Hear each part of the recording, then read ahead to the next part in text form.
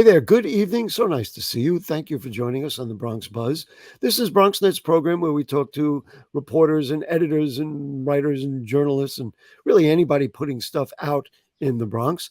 And under the category of out, we're also going to show off some artwork from some students, some Bronx students who are winning awards and doing amazing things in our second segment. But in our first segment, we talk about the serious stuff going on in our borough of the Bronx and in the city of New York. A reporter from amNewYork Metro is Sarah Belle Lin. She joins us for the first time. Nice to see you, Sarah Belle. It's so great to be here. Thanks so much for having me.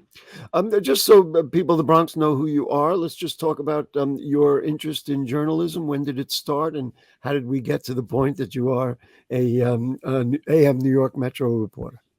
Sure. Any chance that I get to talk about the bread and butter, the There we reason go. for which I truly exist on this planet Oh my goodness. is a pleasure. So I recently started as a general assignments and sometimes covering education as a specialization at AM New York Metro since January of 2023. Previously, before that, I had the privilege of being able to cover parts of the Bronx. Whether that was Central and South Bronx for the Bronx Times or the Riverdale area for Riverdale Press. And I moved to New York City in the spring of 2021 because I knew that there were better opportunities here in New York City for me, as generally is the idea that there are more opportunities for everyone in New York City. But of course, today we're going to be really digging into I why was, yeah, there's more to the yeah, I story was than just that. thinking how ironic because the subject is the true cost of living in New York City. One last question before we get into what you wrote about on that Mhm. subject. What motivates you? You said reason for living. That's a pretty highfalutin statement. What Mhm. motivates you about being a journalist and doing this work especially for local coverage, as opposed to you're certainly talented enough to be anywhere. What motivates you Thank you. about being a journalist here in New York City?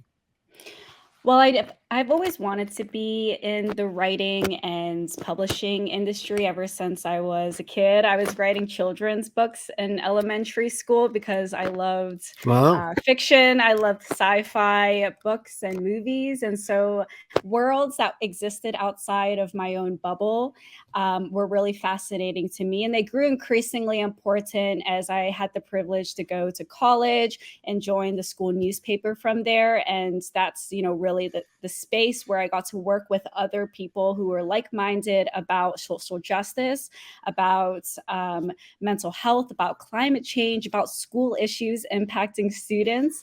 And I got to ask really important and tough questions to people who were doing the work at the community level, but also those who were in power. So I've taken that interest in being able to bug people and be nosy about important situations and issues impacting everyone, but mostly the most vulnerable people in Hmm. society with me to New York City. So it's just been a great adventure, the greatest adventure of my life so Wow, isn't far. that wonderful? And I have to say, people who read facial expressions, when you talked about the issues and when you listed the issues, all of a sudden your face scrunched up and you were like, these are things we really got to talk about. So let's talk about the true cost of living in New York City. Mhm. The latest true cost of living in New York City report shows 50% of working families can't afford basic needs in our city of New York. That is a frightening number. I It have to is. say, what is your reaction to that? And can we underscore why we think that might be? I mean, and is there a way to unravel it and make you call the most vulnerable people maybe a little less vulnerable? Yeah, so that's a three-part question right there. The first is what was my initial impression of this figure? Well, I wasn't perhaps surprised having moved to New York City myself and seen right From off the from bat where, how by the way, from where did from you move? California. I moved California. here from the Bay Area, California, Okay. which we all know also has exorbitant rent prices and cost of living and high standard of living. But New York City really brings it to the next level. Most of my, since I moved here, most of my pay and wages have gone to rents. And I'm not going to say how much, but a huge amount, Okay. enough to have made me cry on New York Wow. City So streets and so subways multiple times. let's It's a use lot. let's use you as an example then. So here's a talented person, college educated, wants to work in the city, wants to live in the city, wants to help improve the city, is talented, is smart, is well studied, and yet okay, sorry, that's I'm allowed to say that. And yet this is a professional person who has a job working for a company and has a hard time even simply paying the rent. That's crazy. And I had don't know what else to savings, say. and had savings to boot. Right. I as somebody who freelanced for 5 years, and that's just 5 years. We're not even talking about immigrants who moved to New York City and may watch their savings, if they are able to even have savings, dwindle by the day because of the cost of food, healthcare, transportation, childcare, education, List them um, all. Yep. rents, exactly. So the figure itself, 50%, was striking because it paralleled what I have reported on since I moved to New York City, in some of the most uh, it, disenfranchised and vulnerable neighborhoods. Hmm. And they were highlighted in this report. The Yeah. Central We Bronx is should particularly we impacted, we right? should mention the name of the report: "Overlooked and Undercounted: Struggling to Make Ends Meet in New York City 2023." Hmm. This is to me, it's a very important report, and it's the kind of thing your article and everything else we want to let people know about. Um, Maybe we could show. Anderson has these the graphs that were in that report that you added into your story. This to me is really a big thing. Is that Hmm. New York City total?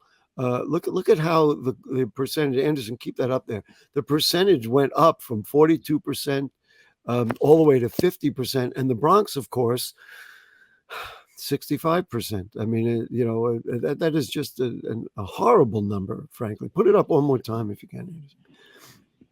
So, what are your thoughts about this? And I mean, it just simply underscores the concern over what you're saying. Percentage of household below the true cost of living in New York, 65% in the Bronx. It just goes to show that despite recent unemployment rate decreasing, there is still a huge discrepancy between the true cost of living in New York City and in the Bronx and wages, right? So the report really emphasized that it's not necessarily the lack of work hours given to workers, but it's the low pay. And there are certain communities that are particularly impacted by low pay. And these are communities that are in the central Bronx, and these are also I think we Latinx. could we can put the map up. There was a map that accompanied that. We could put it up, and people will Mhm. recognize the dark areas up there in the Bronx. The highest rates are in Belmont, Crotona Park East, and East Tremont. East Tremont. Yeah, 80% of people in this working households in Working these households. neighborhoods. That's anyone who's Incredible. 18 Yeah. to 65, are experiencing the most income poverty. And that's followed by Hunts Point, Longwood, and Melrose, which 70% of working households experience income poverty. And you mentioned certain groups. I mean, I got the numbers in front of me: 65% of Hispanic, 60% of American Indian households, 58% of Black, and 51% of Asian, Native Hawaiian, and Pacific Islander households are experiencing economic insecurity. Before we run out of time, do you have in your mind the kinds of things we need to do to square this away? I mean, people Mm. yell about affordable housing. We know the minimum wage was nudged a little bit during the last state budgets. What's your point of view on this? I was able to chat with several nonprofits, some of whom were actually partner organizations in the True Cost of Living report. They dedicated their knowledge and their experience into the production of this report and its information. And I learned that there are some programs who have specifically embedded themselves in schools and community schools, one of which is the East Side Settlement, which serves around 14,000 families in the South Bronx, and they annually place 250 youth into jobs every year. Wow. And I spoke with their executive director, Daniel Diaz, who said they're looking now to expand work and training programs and career development opportunities in schools. They would So like to you get see more this as people in green jobs, and they would also like to get more people into highly desired sectors like healthcare and construction. And there are certain issues that are really impacting the people whom they're serving: Hispanic people, Latin women, and in the South and Central Bronx, right? Like, they face language barriers, there may be immigration Sure. status issues, absence of childcare, and then just the persistent low wages is really deepening the economic poverty. I appreciate that you mentioned East Side House Settlement, which is part Mm. of the UNH United Neighborhood Houses program.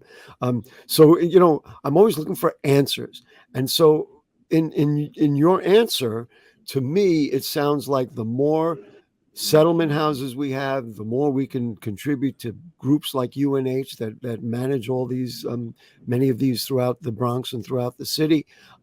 This would be one way of doing it: is fund those centers, empower them to work with communities and help people do better. I'm just struck by the fact that here you are, a professional person, having difficulty doing it. Imagine people without that background, Correct. without that. Those people are definitely at a significant disadvantage. Your article Correct. also talked about immigrants who are Mhm. experiencing vast income inequality in New York City. We're almost out of time. Sarah Belle Lin, tell us a little, what are you working on next? Give us a clue. What's coming up? Well, I dug into so much information for this report that I have enough for at least a dozen follow-up Oh, stories. great. No, that's great. And like you said, about the settlement houses, there's a reason why they were tapped into for this report. And they're on the ground doing work, serving tens of thousands of the most vulnerable populations, including the recently arrived migrants and refugees who are, mostly coming from Central That's America. right. They're really helping them first attain basic needs, and then, work with their children, who many have been placed into DOE schools, to eventually, hopefully, transition into, the most appropriate and justified career options that Right. they want for Sarah Bell, we themselves. got to move on. This is so important. We're going to look for your follow-ups. Please, everybody, check out amNewYork, AMNY, and make sure to read Sarah Belle Lin's writing, because she's passionate about it and it's excellent. And we really appreciate your time here this evening. Thank you so much, Gary, for Good. having me. Good. We are going to invite you back, because this is a big topic. And maybe along the way, our second segment's going to fit right in, because we're going to go to the Millennium Art Academy in the Bronx, and they're training their kids to be, express themselves and do better in their lives through their artwork. And we're going to take a look at them and visit with them right after we take a break. Don't go away. ¿Qué color? Perfecto, mijo. Gracias. Thank you. What's wrong, mijo?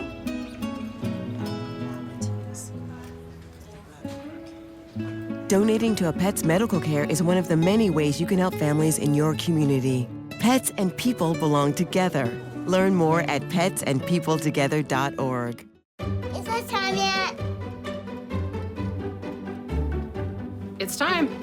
Let's start time for dinner. Oh, terrific.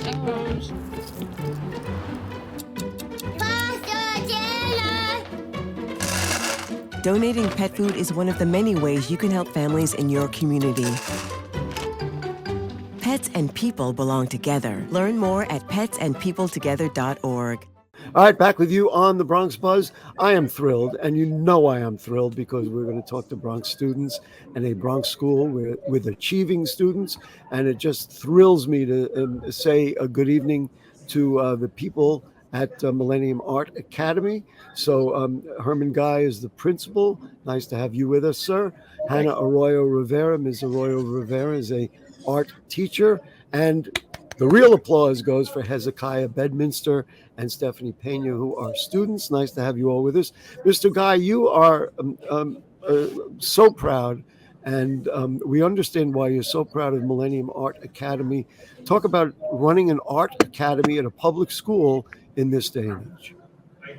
So Millennium Art Academy is an award-winning high school located in the Bronx, and we were established in 2003 and are celebrating our 20-year anniversary. Our goal has always been to become one of the preeminent art schools in the Bronx, which we have succeeded in accomplishing through the hard work and dedication of our teachers in their support of our very talented students. And one of those teachers, who is actually a Millennium Art Academy graduate herself, I didn't know that. Miss Hannah Rivera. Well, that makes me even more excited. But there's so much pressure on principals to have their students achieve technically, academically, as if art is not an academic subject, but that's another issue. Talk to me about the challenges of making sure that the test scores are good and the young people do that in the framework of having an art academy where the emphasis is on creating art. Well, we have been very fortunate here at Millennium Art Academy that we have some effective teachers and support staff that help with the academic component and the artistic element of the academy that we are running. And the students, they work really hard at their studying, at their homework, at their classwork, and we've developed a really highly effective youth development culture, climate, and tone that allows for much of the success in both endeavors. Well, it's just wonderful, and I know the pressures to cut out art programs. How stupid can people be? And performance programs. But you, Mr. Guy, and your staff and the students have all just persevered, and I'm just so proud of you, and I'm so thankful because our kids will never do anything if they can't express themselves. And we love Bronx kids, and thank you so much for doing what you do. Ms. Rivera, let's just talk about you. So you were a student there. What did that experience do to help inform your ability to work with the young people in this day and age? I think just being part of the community. Like, I remember all throughout high school, I wasn't really sure what I wanted to do except for art. And so after graduating high school, I worked with my high school visual art teacher, Ms. Blau, and she had helped guide me into practicing and developing my skills into becoming an art teacher. And so all of my past experiences growing up here, having this be like my second home, Millennium Art Academy, it felt really great to have all of those experiences because I feel really blessed to just give back to the community, to give back to the students, and to really build an environment where students feel very safe creating art and expressing themselves and just being able to have the confidence to create art. Well, one of the things that comes up with the importance of athletics and art and dance and acting and all those other things, that they say it doesn't, well, that's good, but we still need you to do good in science and math and social studies and all that. How did being an artist, being a young artist, help you to do what you do and to be the person that you are? For me, art really helped me guide me through all of my experiences, helped me build a lot of critical thinking skills, creativity skills, problem solving skills. And those are things that can really translate into a lot of different subject areas and a lot of areas in life. And so being able to develop those skills as a young artist, especially traveling, being able to go to other cities, other countries, being able to develop my craft has really helped me learn how to embrace being an artist and being able to share that and share my experiences with other students. And I want to mention one thing because it comes up in athletics and some of these other endeavors. They say, well, what are you going to do with it when you're done? You embody exactly what you could do with art, and that is get a job, get a career, and share your talent and your passion with young people. I mean, what could be better than that? Gary, yes. You asked me earlier about academics and art. So Hannah's being a little bit modest. Hannah neglected to mention that she was our valedictorian. Principal here. There you go. Well, thank you for bringing that up. She was a little shy. Listen, Hezekiah Bedminster, nice to see you. Thank you so much for joining us. Yes. Talk about going to Millennium Art Academy. Why was this a good choice for you? Well, this was quite a good choice, only because it was introducing the form of art that I had quite liked. Not only theater, but painting as well. My favorite thing to do is oil paint. I've been recently introduced to it quite a lot now, and it's been very good. What is it about it? You like the creativity? You like the result? You draw something and you go like, wow, look at that. I did that. Who can believe it? I honestly do. Oil paint is very easy to mellow with due to the fact that it's very smooth. So it's easy to blend with. Let's, Anderson's our producer. Let's take a look at some of Hezekiah's work, and then we'll do Stephanie next. Let's see what you got. Look at this. So this is, let's see, watercolors. Tell me a little bit about this piece of work. Well, this inspired me of the island of Manhattan, to be honest, because it has very nice buildings. You can see, for a great example, of One World Trade Center. I also did it in hues of blue because my favorite color is blue as well. So that gave it a nice palette tone color. And I also add some blossom trees to show the season. Let's show something else of Hezekiah's. To me, this is so. Look at this. This got a blue ribbon on it. I wonder why. Tell us about that. Well, I created that blue ribbon myself to be the #1 book because I like to take artwork as a very serious form of duty to myself. How has it changed you as a person, being able to express yourself in this way? Well, it has helped me to change myself. Because don't be shy. Just say it. Go ahead. You know what the answer to that question is. Yeah. Can you repeat that? Yeah, it was really. How does it make you a better person? Do you feel like you're more comfortable with yourself, let's say, because you can express things, or you can add a blue ribbon if you want to add a blue ribbon? Just talk to me about why it feels so good to do it. Well, it feels so good to do only because you have a wide palette of materials in the art room. There's ink, there's oil, there's acrylic, there's clay, there's all sorts of stuff that you could adventure through. So it's almost like you're opening to a new world every time you go into the classroom. Every time you go in. Now, Anderson, did we have other pictures of Hezekiah? Look at this. Yes. What is this? You want to say something quickly about it? Because we want to get to Stephanie there before we run out. Yes, this is something personal to me because my favorite pipe organist, Frederick Swan, from California, and this was a relationship to the drawing itself because this is Crystal Cathedral, and myself, I do love cathedrals quite a lot. Wow. Listen, I could spend a lot more time with you talking about it, but we want to give Stephanie Pena a chance.